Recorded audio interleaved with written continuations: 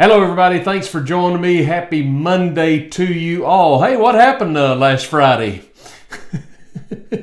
I've been waiting a while to talk about this. I really am interested in getting your thoughts about the big news over the weekend, which was, of course, the big blow-up at the White House. I am freezing, and I'm sitting in my studio. It's a Monday morning. I've been wanting to get in here, but we're in the middle of a crisis right now. We have no heat. And it's in the 30s. It's still pretty cold. And we went to adjust the heater. I think it was yesterday morning, Marina did. And she got it up into the 60s, and all of a sudden it just quit. It just stopped. It's not blowing at all. And that was on Sunday, early Sunday morning. We don't have no breaker was blown or anything like that, so we don't know what's happened. So we got hold of a heating and air conditioning company, and they're supposed to be out this morning to look it over and get it fixed so we can get some heat. We're not free. We've got some space heaters, so we were okay last night. We just kind of stayed in one room. But it wasn't this room, my little studio. It's cold in here. I noticed yesterday that, and I'll get to the Fiasco in just a moment, and I'll give you my thoughts on it, but I noticed yesterday that after the little comedian, the little weasel left Washington, Zelensky, he went straight to Keir Starmer. What kind of a name is Keir Starmer? He is the Prime Minister, of course, of the UK, who has committed another $3 billion to Ukraine. Folks, is it just me, or has all of Europe just collectively lost their minds? I mean, what is wrong with these nations? Nation after nation, they're just hanging in there with Ukraine. Is their hatred of Russia so irrational and so out of control that, I mean, do you not have your own problems in your own nations, in Germany and France and the UK, and on it goes, that you can spend these billions of dollars sending them to this obvious losing effort? You are picking the wrong horse to run with. Thank God Donald Trump knows that. But they're just clueless. The only thing I can conclude is that they are blinded for hatred for Putin and for Russia, which always leaves me asking, why?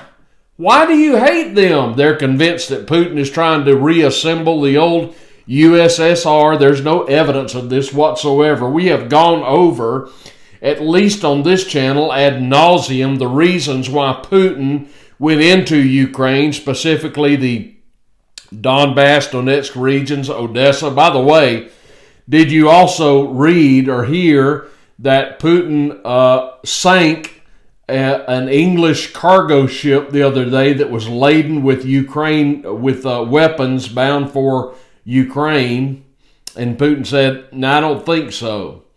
If you can believe that, now I can't verify that one way or another, but it is completely believable. And certainly, if they were shipping arms, the UK was shipping arms to Ukraine through Odessa, obviously Putin is going to respond militarily, as he should. We're at war, folks. Ukraine and Russia, we're at war. So it's fair game if you're going to be sending weapons to attack us that Putin is going to respond, which evidently he did, and I don't blame him. It's significant, of course, that these arms were coming from the UK. I have heard of no plans of retaliation from the UK or from us. I doubt we would do anything. But it's just, you're picking the wrong horse to run with, UK, Mr. Starmer, and Germany and France. You're picking the wrong horse. As I have maintained on this channel, Russia is going to win this war. Trump may be able to broker a peace deal, but folks, Putin is in the driver's seat here. This is something that's going to have to be hammered out. If there is to be a peace deal, Ultimately, this is going to be hammered out between Putin and Trump. It's as simple as that. Zelensky is a non-factor, as Trump told him in the Oval Office the other day when he said to him repeatedly, "You have no cards." And he's right. Zelensky is a puppet. Everybody knows he's a puppet. He has zero leverage. He has no cards. He is not in a position to broker a deal of any kind. He is not in a position to make any demands, as he was trying to do on the spur of the moment the other day, and I'll get to that in just a moment. Zelensky is nothing. There are Ukrainian politicians now in power who are calling for him to resign. A lot of people are saying he's got to go. Now, my prediction is that he is going to go. My prediction is his days are limited. He's done all right for himself. He's not hurting. He's got his mansions and he's got his money, thanks to Joe Biden. So he can just save face and just say, you know what, I've had enough of this and I'm out. And he can live comfortably for the rest of his life. I don't know if it's going to end that way for him or not. If Zelensky had any sense, folks, he would resign today. There's no reason for him not to, unless, of course, he's got something to hide, which he very well may. If I were in Zelensky's shoes, I would be looking for a country that would give me safe haven. And, of course, that shouldn't be too hard to find, because you still got these idiots around the world like Keir Starmer who are still sucking up to him and singing his praises for God only knows whatever reason. And, of course, the reason would be that people like Starmer and nations like the UK and former leaders such as Biden had a big investment in Ukraine where a whole lot of money laundering was going on. That's what it was all about. It wasn't about defending the Ukrainian people from Russia. That's not what it was about. It was a place where they could launder money and enrich themselves at the expense of an unnecessary war. That's all it was about. Even Lindsey McCain Graham has read the tea leaves. Even Lindsey Graham is basically telling Zelensky, your time is up. You've got to go. Even Lindsey Graham is saying that. Now, you've got the old guard in Washington in the Republican Party, people like Lisa Murkowski, who reported that she was just sickened by what she saw in the Oval Office. Well, Lisa Murkowski, I'm sickened by the fact you're in the Senate, and I wish you would just leave. We still have too many neocons left in Washington, of course, in the Republican Party. The Democrats are hopeless anyway. But let's get back to what happened in the Oval. Now, it's my understanding that a deal had been brokered, evidently, and Zelensky was in Washington to meet with Trump and sign a deal between Trump and himself. And this deal, part of the deal, was to grant mineral rights to the U.S., giving us mineral rights in Ukraine. And Trump is, of course, looking for a bargaining chip so that he can bring the war to an end. Trump, to his credit, has just repeatedly said he just wants the war to end. In the face of all the criticism from the right and the left, people saying, well, you're just a tool of Putin, or you're just playing right into Putin's hands. You know, Trump has expressed no affection for Putin. He has apparently just remained neutral, as far as I can tell, as he should. And he's just repeatedly said, look, I just want the killing to stop and I want the war to end. That's the right position to be in as the American president, as far as I'm concerned. Personally, I have been troubled about this whole mineral rights angle. I'm not sure I'm crazy about that. And the reason I'm not crazy about a potential mineral rights deal for the United States in Ukraine is because, as I understand it, this basically is somewhat of a TMZ zone, if you will, a no-fly zone of sorts, where only civilians can be to extract the mineral rights from Ukraine, which I would maintain we don't need. Besides our own minerals, we've got our neighbors to the north who have plenty of minerals. I don't like the idea of a mineral rights deal in Ukraine. And the reason I don't like it, folks, is because it puts American boots on the ground, maybe civilian boots alone, but it's got us in Ukraine for whatever reason, ostensibly to mine the minerals from Ukraine. But there's just too much potential there, if you ask me, for American military boots to be on the ground in Ukraine. And that's why I don't like this deal. And apparently now it's off and good. Although the last things I've read are that Zelensky is just basically begging Trump, let me come back, I'll agree. But he's out. And I don't know that Trump's going to entertain him again. Trump does not suffer fools well, if you haven't noticed. And he didn't suffer Zelensky that day in the White House. But I don't like this mineral rights angle at all. There's just too much potential for us to have American personnel, civilian or military, in Ukraine because of the mineral rights deal.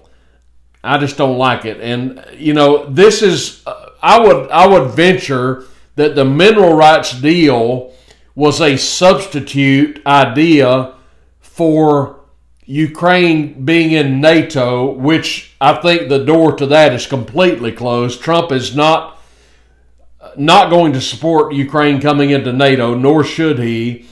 And it was, the guy at the NSA, his name eludes me, not Tim Waltz, Mike Waltz, who said over the weekend on one of the news shows that Ukraine coming into NATO is not going to happen. That's just not going to happen. Nor should it happen.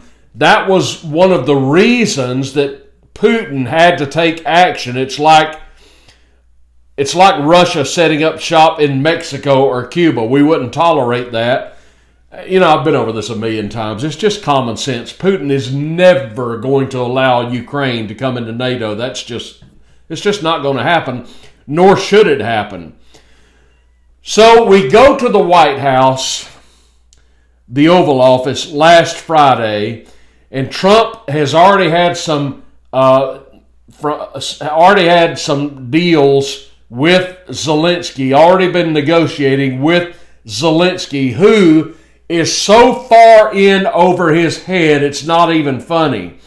Now, Zelensky shows up, folks. I've talked about this before.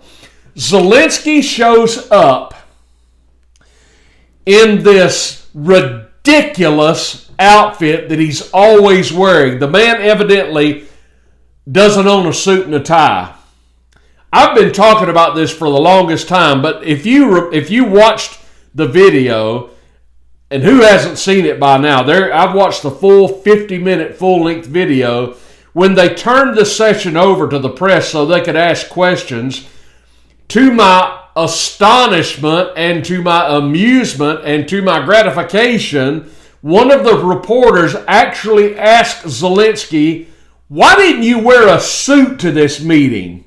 And I just stood up and applauded. Finally, somebody is calling this guy out for not wearing a suit and a tie to a meeting with Donald Trump. Finally, why are you showing up in these fatigues looking like an idiot?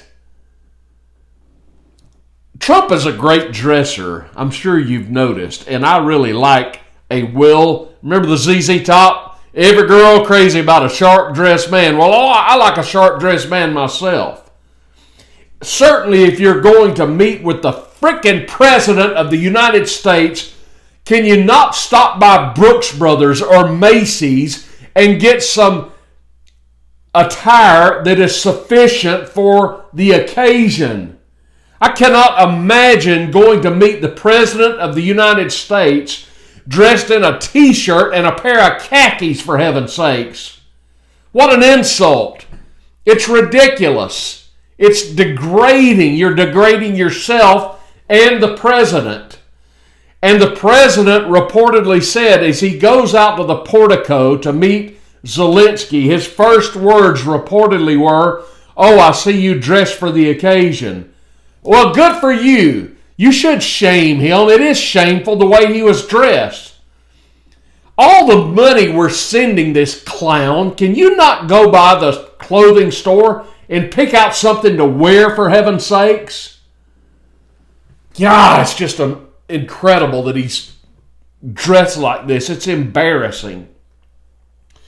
So anyway, he's sitting there, and he and Trump have had these preliminary talks, evidently, and upstairs in the White House kitchen, I read, the chefs are preparing a state dinner type of meal that they're all going to have after they retire from the Oval Office, and they go upstairs where all the documents are awaiting signatures from Trump and Zelensky. Not so fast. Because in the middle of this meeting, Zelensky, like the idiot that he is, this half-wit amateur who's in way over his head, all of a sudden starts speaking out of turn. Basically interrupting Trump and interjecting his 2 cents worth. This is not the occasion, folks. This is basically a press event. You're there for photos, a photo opportunity, and he starts pressing Trump on security guarantee. We've got to have security guarantees. Well, these are things that were discussed previous to the photo op. And if there's any other negotiations, this is neither the time nor the place for negotiations. This is the time where you just listen to Trump and you take a few obligatory softball questions from the press, and if there's anything of consequence to be discussed, you do so behind closed doors, not in front of the press and the whole world. And this rankled Trump, as you saw. He did not appreciate this at all. Now, what does Zelensky mean by security guarantees? You can let your mind wander as to what he means by that. Of course, it's obvious what he means. I'll sign these agreements, but we've got to have security measures taken in Ukraine. Well, cut to the chase. What he's saying is we need some military help in Ukraine. That's basically what he's saying, which Trump was not going to commit to, nor should he. That's what it boils down to, folks. Zelensky is wanting the U.S. and our allies in Europe to come into Ukraine and fight his battles for him. That's what he wants. But that's not what he's going to get, not from Trump, almost surely. The bottom line is this. Trump says Zelensky has no cards and he basically just let him leave. I believe from this point forward, Trump, who is no idiot, he knows the score here, folks. Trump is going to deal with Putin. Whatever deal is going to be made, in my estimation and in my prediction, it's going to be between Trump and Putin. That's really the only players of consequence here. But what got this whole thing going, if you watched this charade, this circus in the Oval Office, after Zelensky starts making his demands in front of the camera, in front of the media, this rankled Trump, who starts extending a hand, basically telling him, hold on, this is not the time or place. That's when J.D. Vance interjected his 2 cents worth. And if you go back and look at this thing, this is really what got Trump going. When Vance interjected to Zelensky, and he basically said to him, this is not the time or place for you to litigate your case in front of the media. And Vance was exactly right. And he continued, Zelensky keeps trying to interrupt and Trump is stopping him. And Vance said, have you at any time, basically I'm not quoting verbatim, but at any time, Have you bothered to thank the United States for all the money that we have sent to you? Boom! Thank you, J.D. Vance. J.D., wait, J.D. I read one report that said that in his native language, or in his language, that Zelensky was heard to refer to Vance as a little bitch. There was a little bitch there, but it wasn't J.D. Vance, my little friend. But there was one there. Let me tell you what I really took from that meeting, and I bet nobody that you've heard has mentioned this, and maybe you haven't heard this before, but you're going to hear it now. This is what I took from that big blow-up in the Oval Office. I believe, folks, that you need to consider the possibility that in 2 years, now listen closely, look at Triple T, listen closely. I'm making a prediction here. I very well could be wrong, but I very well could be right. I am predicting that there is a very good possibility that in 2 years, Donald Trump resigns the presidency and turns it over to J.D. Vance. There you have it. I said it. I'm telling you that this was J.D. Vance's coming of age moment, where he didn't wait on Trump. He just jumped in. He defended Donald Trump, and he went after Zelensky. And I'm telling you, it was a shining moment for J.D. Vance. Listen, Vance was right. He had had enough of this puppet. Vance is very smart. He is very articulate. He is very well suited for the position he is currently in. And I believe Trump knows it. Trump was smart to pick this man. Now, I like Donald Trump. I really like J.D. Vance, who I consider to be more thoughtful and certainly more articulate than Donald Trump. I'm not running Trump. I'm not insulting Donald Trump in saying that. Trump is the man of the hour right now, and so he should be. Folks, the American people have got something on our hands here with J.D. Vance. Imagine the scenario. Trump says, my job here is done. I came and I did what I intended to do. I'm 80 years old and I'm going to go retire to Mar-a-Lago, and I'm turning things over to Vice President Vance. Do you realize if he did that, we would potentially have 10 years of J.D. Vance as president? And I don't know about you, but I'd be cool with that. Think about this for a moment. If in 4 years Vance runs for his first shot at election to the presidency, he would be doing so as an incumbent, which really puts him in the driver's seat. He would have no significant opposition on the GOP side. This would preclude DeSantis from running, or anybody else of significance. You might have some minor character running, but for all intents and purposes, he would have no major opposition until he got to the general election. I mean, this would be a stroke of brilliance from Donald Trump. I'm not trying to run Trump off. Don't misunderstand me. I'm not displeased with Donald Trump. But I am really thinking that this would make for a very smooth transition from the Trump to the Vance administration. Again, I could be wrong. I may be way off base here. I very well may be. But I think I'm on to something. Now, one more thing. I want to get back to Russia and Putin. I read a poll yesterday, It was a CBS poll that was done within the last week, I believe. And the poll basically asked a sampling. I don't know what the sampling size was, but the poll asked a sampling of Americans whether they supported Ukraine or Russia in this war. I don't know how this breaks down. I'm just going to give you the results. 44%, and I don't know how accurate the poll is, but it's CBS. Take it for whatever it's worth.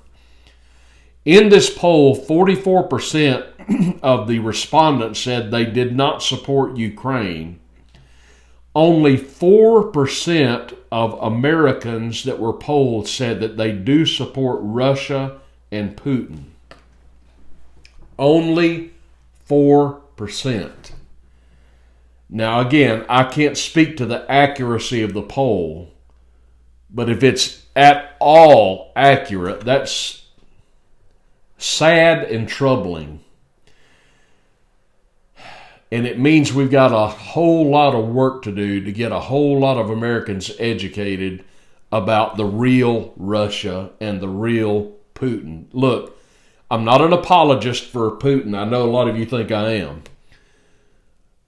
But he has been maligned and misunderstood and demonized by a lot of American politicians who simply don't understand the situation at all. As I have said on this program repeatedly, what we have here are several things at play. We have an education system who has taught us for decades, Russia evil, Russian leader, whoever it is, evil. You've got the corporate media who supports this line of thought, who is forever pumping into the American population that same sentiment, Russia evil, Putin evil. Then you have a significant amount of religious belief that compounds the problem with the same narrative, Russia evil, Putin evil. So all of the American populace is bombarded with this message that Russia evil, Putin evil. And you've got a few Americans like myself who have learned simply through research and study and a study of history, where you come to find out, well, damn, we've been lied to. And we have been, and we still are. It's nice to see Trump not embracing Putin and not embracing Russia, but he's not demonizing them either. He simply says, as the American president should, I just want the war to stop. That's the right way to be. But oh, how I wish that we could get the word out to the American people, who are largely a good and decent lot, that, listen, please, I wish this was one video every American would watch. Please understand, you have been lied to, often by well-meaning people. Nevertheless, you have been lied to about Russia and Putin. You've not been told the truth by the education that you got in America, by religious leaders in many instances in America, and certainly by the media in America and your politicians in America. Understand that you're always being lied to about all kinds of things. Why would this be any different? If you believe the media lies to you all the time, then would it not be consistent that they're lying to you about Russia? Maybe it's a big, bitter pill to swallow, those of you watching me who still believe the crap about Russia, but it's the truth, folks. And it's time to embrace that. All I want is the truth, man. That is all I want. Just the truth. If it shatters any pre-held beliefs that I had, then so be it. And I had to go through that in a lot of areas of my own life where, and Russia was one of them. I always thought, well, Russia's either a bunch of communists over there. Well, no, they're not. But we're doing our best. I'm really interested in hearing your comments about what happened last Friday at the White House. I'm also really interested to hear your comments about what I just said about J.D. Vance. Do you think I'm onto something?